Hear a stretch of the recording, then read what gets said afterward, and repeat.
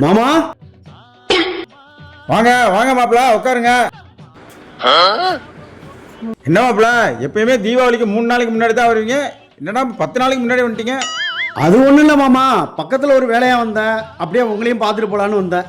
ஆமா நீங்க எங்க கிளம்பிருக்கீங்க? அது வேற ஒண்ணும் இல்ல மாப்பிள, தீபாவளி எக்ஸ்சேஞ்ச் ஆஃபர் போட்டிருக்காங்க. அதான் வீட்டுல உள்ள பழைய டிவி ஃப்ரிட்ஜ் எல்லாம் போட்டுட்டு ஏதாவது புதுசா வாங்கலாமான்னு கிளம்பிட்டு இருக்கேன்.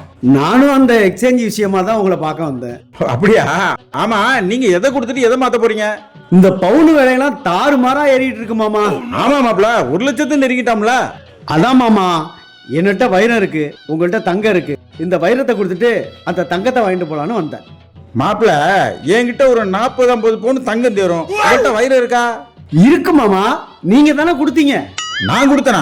ஒண்ணுமே புரியலையே மாப்பிள. உங்க பொண்ணதான் மாமா சொல்றேன். ஆமா மாமா, நீங்க தான் உங்க பொண்ண வைரம் வைரம்னு சொல்லுவீங்க. அந்த வைரத்தை கொடுத்துட்டு இந்த தங்கத்தை வாங்கிட்டு போலான்னு வந்தேன். என்னது தங்கத்தை வாங்க வந்த? சின்னவனா, எட்ரா அருவாளா? மாமா, இந்த மொக்க அருவாளுக்கெல்லாம் நான் பயப்பட மாட்டேன் மாமா. அப்படியா? இப்ப பயப்படுவ பாரு. சின்னவன, உங்க அம்மா செஞ்ச மைசூர் பாக்கு எடுத்துருவாடா.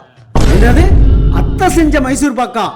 எனக்கு இந்த தங்கமே வேணாம் மாமா. நெஞ்சம் உண்டு நேர்மை உண்டு ஓடு ராஜா.